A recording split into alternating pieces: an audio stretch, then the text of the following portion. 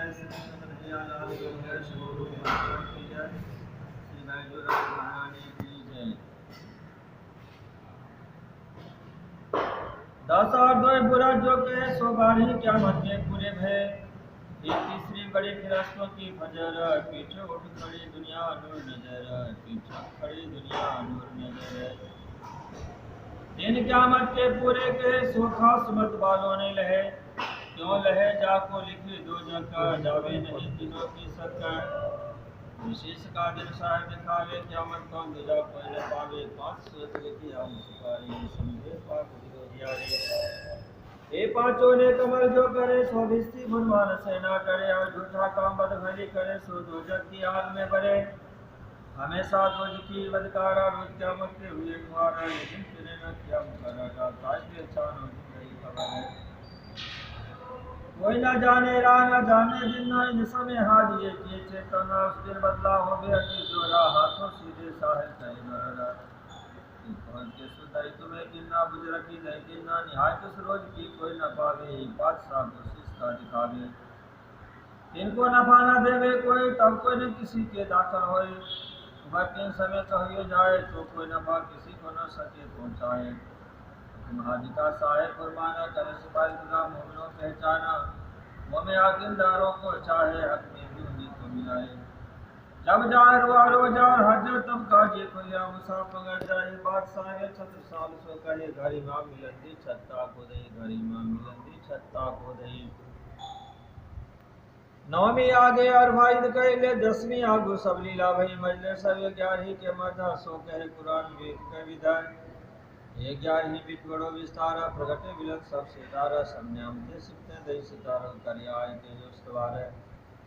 छिपा था बुजरक पखता, जाहिर हुआ रोज दिखाई क्या मत है, 11 शुक्ले चले सितारा, पीछे 12 में जले बदकार है। जिन पाई रहा रोज क्या मत, सोचे फजर के नूर बखता, फजर पीछे जब गया दिन, तब तो तोबा हुई तंतन। अब तो दरवाजा मुझ के गया, पीछे तो नफा काहू को न भया, सब जले जले आजा जिला जाए, उठाया सराफिल। एक सूर्य उड़ाई के दिए, दूसरे तिरही में कायम किए, यो क्या मत हुई जाहिर दिन, श्री मोहम्मद करीमत रोशन, श्री मोहम्मद करीमत रोशन। एक सूर्य उड़ाई के दिए, दूसरे तिरही में कायम किए, यो क्या मत हुई जाहिर दिन, श्री मोहम्मद करीमत रोशन, श्री मोहम्मद करीमत रोशन। प्रकरण 24 चौपाई 531 प्रकरण तथा चौपाइयों का संपूर्ण संकलन, प्रकरण 527 चौपाई 18,758 क्या मतनामा संपूर्ण है। जब स्वरूप ग्रंथ में जो को जे चितलाए, हर विहर पर धाम लो आत्म दृष्टि लखाए। जब स्वरूप ग्रंथ को जो करे नित्य विचार, आत्म जागत हो विवेक धाम के द्वारा। जब स्वरूप ग्रंथ को से वे जो कोई प्रेम जो मुझे सत्व दर्शन होए, जब स्वरूप ग्रंथ को बड़े बड़ा वे कोई, धावरा सूर्य जागनी मिले चित सुख सोए। जब स्वरूप ग्रंथ को जो करे नित पाठा, इन जीवन स्वरूप सो खेले सातो घाटा। जब स्वरूप ग्रंथ को सेवे आठो जाम, सब सुंदर सात को दंडवत प्रणाम, करो दंडवत प्रणाम। बोलो श्री प्राणनाथ प्यारी की जय।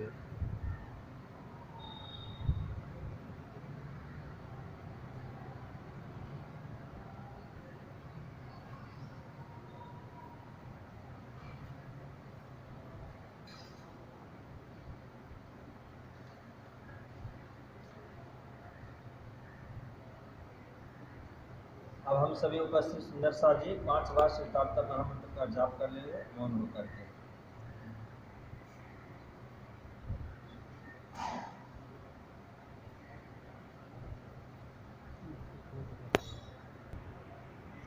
बोलो श्री कृष्ण कन्हैया लाल की जय, सदगुरु महाराज की जय। श्री श्री श्री ग्रंथ रास किताब अंजलि वाणी पुराणी प्रमोद प्रिय हफ्सा मधुत्री सुरवीर मजल प्रकरण चालय। अवे पहला महाजननी कहो आता है, केता गुरु की दिन आता है, दावा न भले कई भात है, तुम्हें की कहो विख्यात है। विश्व ने लागी जाने ब्राधा, माहे अगिन बड़े अगाध है। देता पीरे दुष्ट ने साधा, नहीं घृणी समाध है। कृपा करो छो मत तणे, सिखामण देव छो अति घणी, निश्चय छो हमारी सारा, तुम हजर दर्शो पारे। ये माया छे अति बलवंती उपनी छे मुनि धनि थकी मुनि जन्य बना व्याहार श्री ब्रह्मादिक नौल है पार। सुख संकादिक ने नौटली लक्ष्मी नारायण ने भरी भरी विष्णु वैकुंठली धामा है सागर शिखर नमो क्या क्या है। ये ऊपर हवे सुख कहूँ बीजा नाम ते कहना लो एणे बचने सर्वालो थयो ब्रह्मानंदो धर सर्वे आव्यो। तत् सहोयणीय जीति लीधा चौथ लोक पोताना कीधा वली लीधो तत्व मोह जित उपन्यास हो कोई साथी। कहे श्रृंदावती वल्लभा ए माया छे अति छल हवे जुध माड़ियो छे हमसो एहनो कहियो न जाय भले।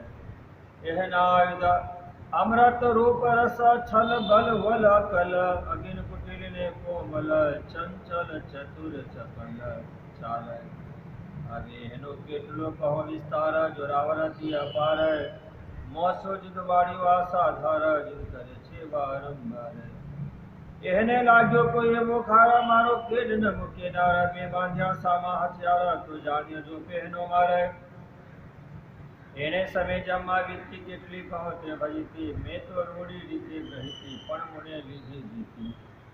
बाहे ग्रही लई निसली में त्रंजुल कीधा भरी भरी पछे गत मत मारी हरी लई वस्को तारे करी। તમે અનેક શિખામણ કहीं पर ભરમાડે में કઈ નો ગ્રહી મોસુ એવી તો હર થઈ જોવાણી તમારી में નામની। તમે પેરે પેરે સમજાવી મને તોહે બદનાવી જુક્તે કરીને જગાવી લઈ તાર તમે લગાવી। તમે અંતર્ગત દીધા દૃષ્ટાંત ત્યારે ભાગી મારા મનની ભ્રાંત હવે તમે આવ્યા એકાંત સંસાર દશા થઈ સ્વાંત। જ્યારે ધણી ધનવન કરે ત્યારે બલ વેરી ના હરે વલી ગયા કામ સરાડે ચડે મન ચિત વ્યાકારજ સરે મન ચિત વ્યાકારજ સરે। જ્યારે ધને ધનવન કરે ત્યારે બલ વેરી ના હરે વલી ગયા કામ સરાડે ચડે મન ચિત વ્યાકારજ સરે મન ચિત વ્યાકારજ સરે। દયે પ્રદક્ષિણાતિ ઘણી करो दंडवत प्रणाम सहसाथ न मनोरथ पूरजो मारा धनी श्री राम। मन ना मनोरथ पूरन कीधा मारा ने एक वार ने जाय श्रृंदावती मारा तमना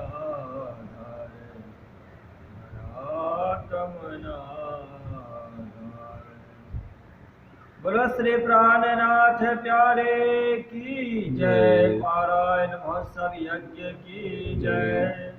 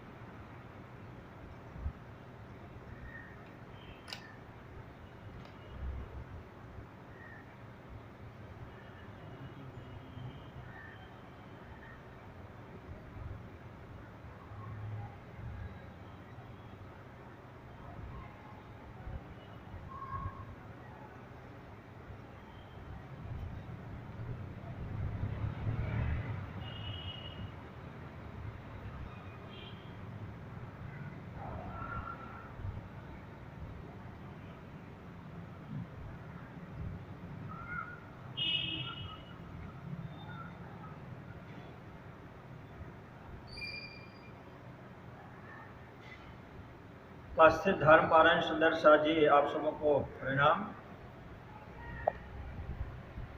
आज हम सूरत श्री पांच महामंगलपुरी धाम में एक पारायण की पूर्णाहुति और पूर्णाहुति के बाद हाल की चौपाई मैंने प्रकट की है। यह पारायण और फाल की चौपाई उनके लिए हैं जो हमारे परिणामी धर्म के एक स्तंभ के रूप में जागृत सुंदर साथ हम कहें और परम विद्वान कहें, समाज के बहुत ही प्रतिष्ठित व्यक्तित्व वाले उच्च कोटि के साधक, उच्च कोटि के लेखक और परिणामी जगत के सुंदर साथ जी के दिल, दिमाग और मस्तिष्क में बसे हुए परम धाम के ऐसे दिव्य आत्मा जिनका जन्म स्थान आनंद जिला ओडगाम और जो वर्षों से अपना निवास स्थान बड़ोदरा में कर रहे थे, ऐसे हमारे परम धाम वासी धर्मनिष्ठ धर्म धुरंधर श्री रमन भाई पटेल, उनकी स्मृति में यह पारायण प्रणौती की जा रही है। मुझे लग रहा है कि ऐसे प्रणामी धर्म के पत्रिका पढ़ने वाले, पारायण पढ़ने वाले और तीर्थ यात्रा धाम में भ्रमण करने वाले जितने भी सुंदर साथों, हर एक सुंदर साथ जी रमन भाई, मगन भाई पटेल, जिनको रमन भाई निज नाम के नाम से जानते हैं, उनके संदर्भ में उनके परिवार के तरफ से बात बताई गई है कि महामंगलपुरी धाम में पारायण रख करके प्रणौती की जाए। पिछले 15 मई को धर्मनिष्ठ श्री रमन भाई पटेल जी अपने परिवार के सभी सदस्य को, परिणामी धर्म के सुंदर साथी समाज को छोड़ करके, पंचभौतिक शरीर को छोड़ करके श्री राज समाज के परम धाम मूल मिलावा अपने परात्म के तन में जागृत हुए हैं। उस संदर्भ में महामंगलपुरी धाम में पारायण रखा गया पूर्णावती, और परिवार वालों की तरफ से निवेदन है कि कुछ 2 शब्द कह करके इसे वीडियो बना करके सभी सुंदर साथ के बीच में दिया जाए। इसलिए उनके संदर्भ में कुछ पुष्प अर्पण करने का सुंदर अवसर हमें मिला, तो मैं श्रद्धा सुमन के साथ साथ उनका कुछ परिचय भी आप सबों को दे दूं। ऐसे रमन भाई निज नाम वाले किसी के परिचय के मुमताज नहीं है। पूरे प्रणामी जगत में, प्रणामी आलम में उस दिव्य महान आत्मा को हर एक सुंदर साथी बहुत ही अच्छे ढंग से उनको जानते हैं। वो बचपन में ही परंपरागत प्रणामी धर्म से थे। सूरत में जब परमहंस श्री गोपाल दास जी महाराज जगत गुरु आचार्य पद पे थे, तो बहुत छोटी अवस्था में श्री रमन भाई पटेल महाराज श्री के चरणों में आए, तारतम मंत्र का दीक्षा आपने ग्रहण किया। पश्चात जब परमहंस श्री कृष्ण दयाचार्य जी महाराज भरोड़ा निवासी हुए, भद्रावतीपुरी धाम की स्थापना, तो उस समय में कहा जाता है कि ओड गांव में 8 वर्ष की अल्पायु वाले श्री रमन भाई पटेल जी से मुलाकात हुई। श्री रमन भाई पटेल ने परमहंस श्री कृष्ण दयाचार्य जी महाराज के चरणों में मस्तक झुकाया, प्रणाम किया और उनका वरद हस्त रमन भाई पटेल के ऊपर में पड़ा। बाल्यावस्था से ही रमन भाई पटेल बहुत ही कुशाग्र बुद्धि के, बहुत ही तीव्र बुद्धि के, बहुत ही होशियार थे, और परमहंस तो तन की जाने, मन की जाने, दिल की जाने, सब कुछ उनको पता रहता है। आने वाले समय में यह बालक कितना बड़ा डायमंड बनेगा, होशियार होगा, हीरे बन जाएंगे प्रणामी जगत के लिए, वो परमहंस श्री कृष्ण दयाचार्य जी महाराज को पता था। उन्होंने अपने सानिध्य में उनको रखा। शिक्षा दीक्षादि धार्मिक सेवा का सुंदर अवसर दिया और उनके सानिध्य में रह करके पढ़ाई करते हुए दादा श्री रमन भाई पटेल धीरे धीरे अपने आप को विकास किया। समय आगे बढ़ता गया। जब अधिक उम्र के हो गए तो परमहंस श्री कृष्ण देवाचार्य जी महाराज के अंग संग की तरह रमन भाई पटेल रहा करते थे।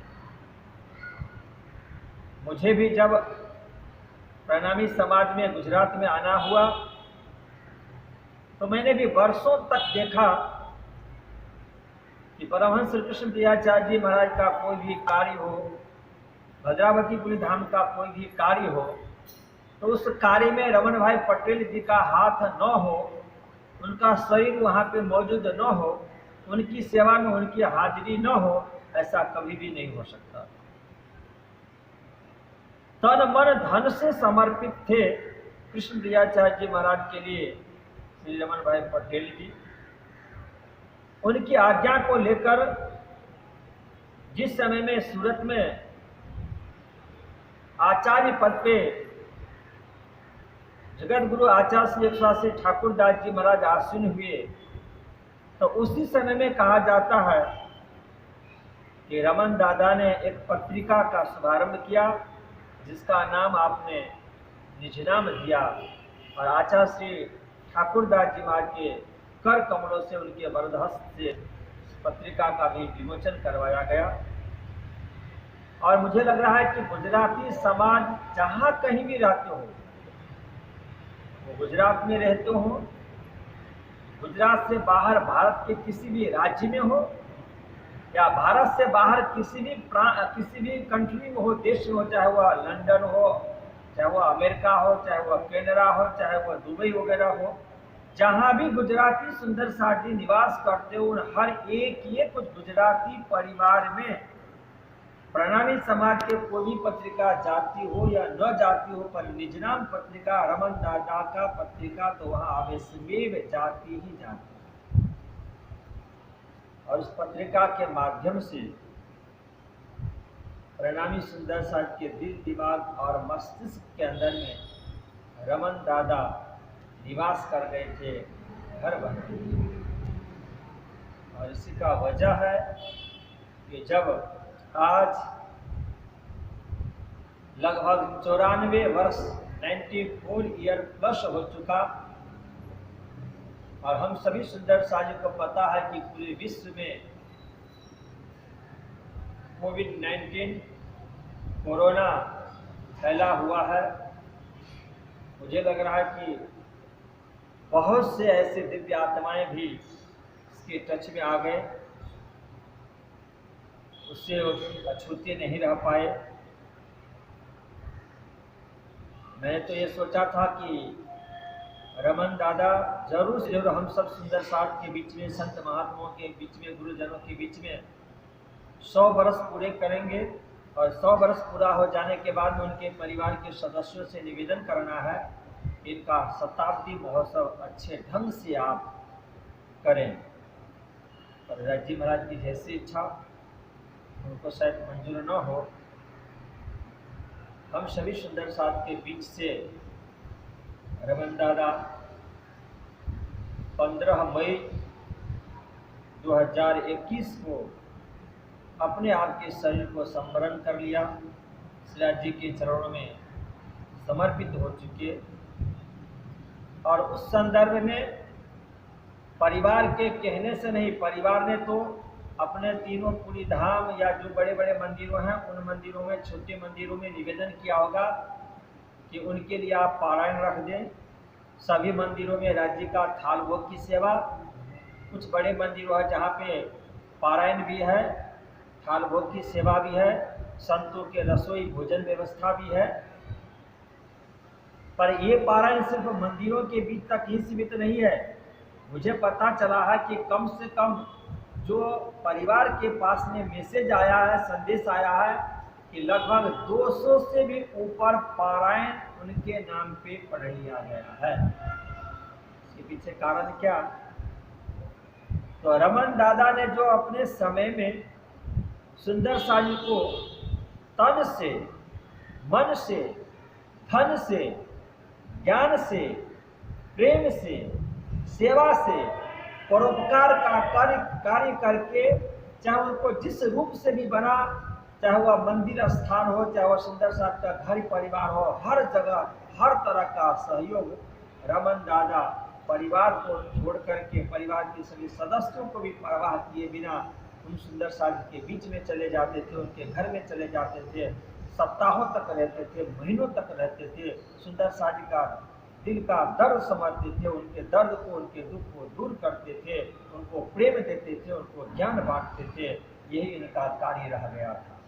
और इसी के वजह से उनके जाने के बाद, परम धाम वासी होने के बाद, सुंदर शाह जी को भी नहीं रहा गया उनका वियोग, और अपने वियोग को प्रदर्शन करने के लिए, दिखाने के लिए समाज के बीच में कितना लगाव उनके प्रति सुंदर शाह जी का है, उसे एक भाव प्रकट किया है अपना अपना पारायण रख करके। तो हकीकत में जिन जिन सुंदर शाह जी ने रमन दादा के नाम पे, उनके धाम गमन के प्रसंग पे पारायण रखा है, तो हर एक सुंदर शाह की तरफ से, परिवार की तरफ से रमन दादा की दिव्य आत्मा के लिए श्रद्धा सुमन है, श्रद्धांजलि है, उनके दिव्य आत्मा के प्रति अपना भाव प्रकट कर रहे हैं कि हे राजशर्मा जी, जो दिव्य महान आत्मा को आपने खेत में से उठा करके अपने चरणों में स्थान दिया है, मूल मिलावा में जागृत किया है, ऐसे दिव्य आत्मा को खूब सुख शांति और आनंद दें। उनसे जुड़े हुए जो भी परिवार के सदस्य हैं,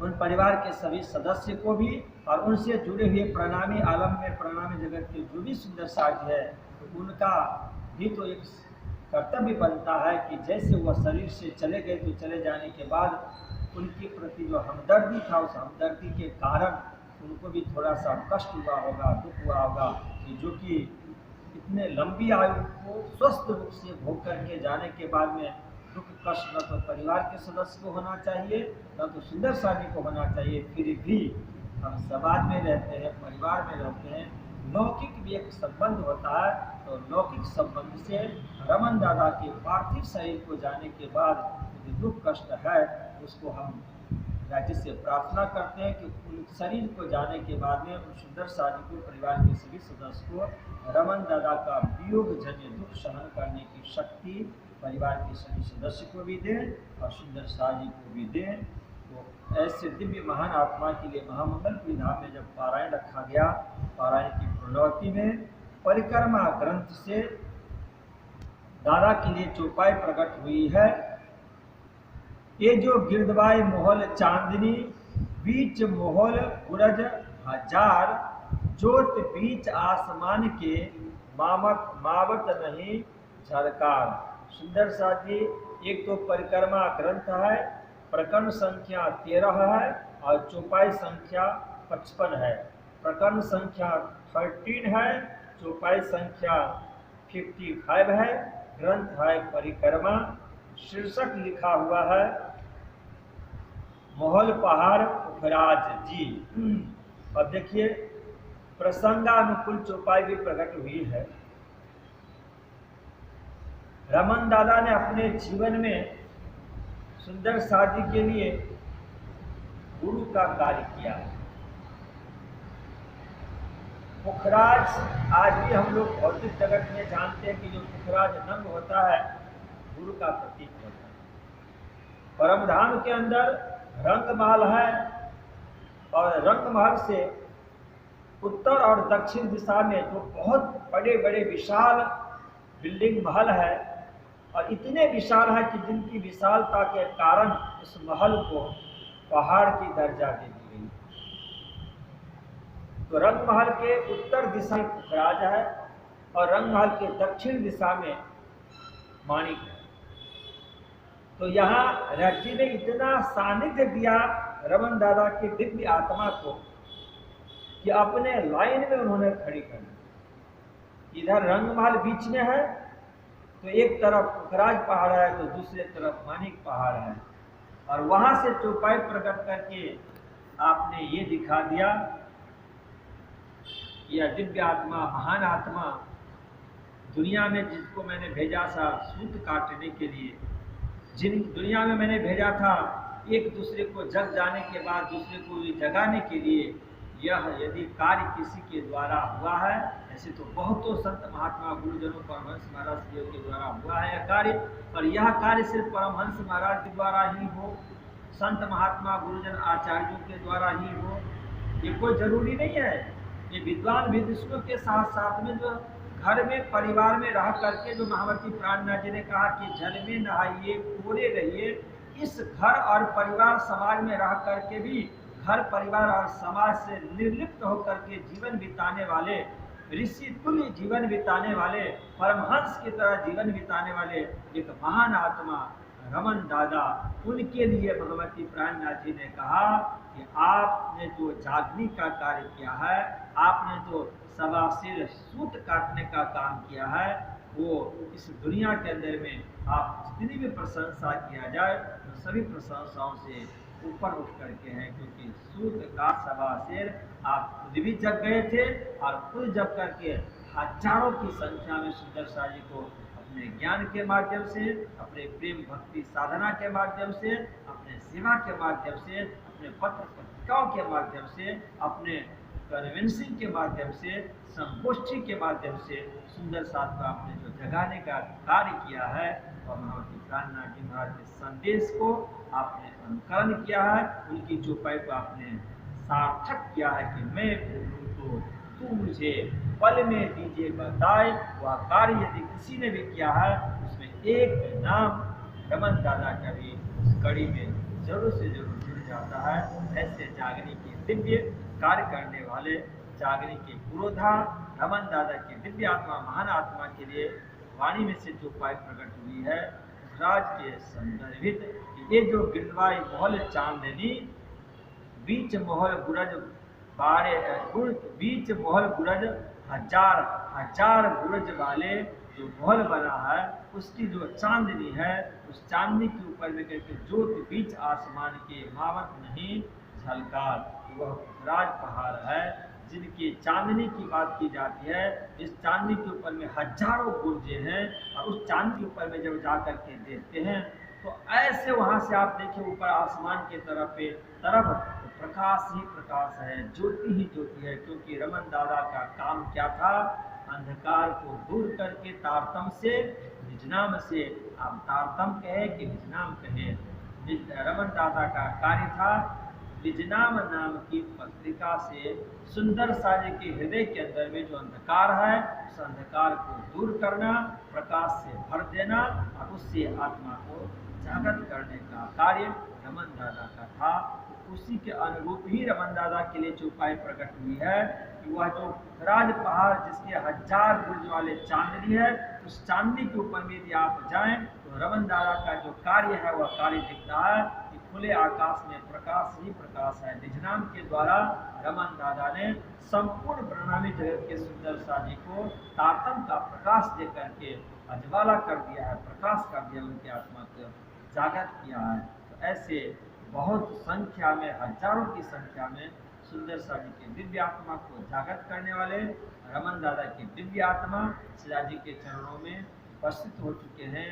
वो पुखराज पहाड़ पे हैं, चांदनी पे हैं, प्रकाश के अंदर में है और वहाँ से उनकी इच्छा जब होगी, राज्य की इच्छा होगी, इच्छा तो क्या, इच्छा मात्र से ही वो परम धाम मूल मिलावा में अपने परातम में जागृत होंगे। तब ये जब पौड़िया ढेला जागसी मिला, पुखराज तक भ्रमण करने के बाद में जिस दिन राज्य महाराज सभी सुंदर साजी को 12,000 आत्माओं को मूल मिलावा में जागृत करेंगे, उसी समय में वो दिव्य आत्मा भी हुक्म से अपने परातम में अवश्य में जागृत होंगे। और ऐसे दिव्य आत्मा के परिवार के सभी सदस्य के लिए भी मैं खास राज्य से प्रार्थना करता हूँ कि राज्य महाराज ऐसे परिवार के सभी सदस्य को उनका वियोग सहन करने की शक्ति दें। और वियोग करने की तो कोई आवश्यकता नहीं है, इसलिए क्योंकि रमन दादा हकीकत में जिस मृत्यु से हम लोग घबराते हैं, मानव जगत के मानव प्राणी घबराते हैं, उस मृत्यु से रमन दादा को घबराने की कोई भी आवश्यकता ही नहीं रही। क्योंकि कबीर साहब ने कहा कि भाई मरने से सब जग डरे, मेरो मन आनंद, कब मरी हो कब भेटी हो, पूरन परमानंद।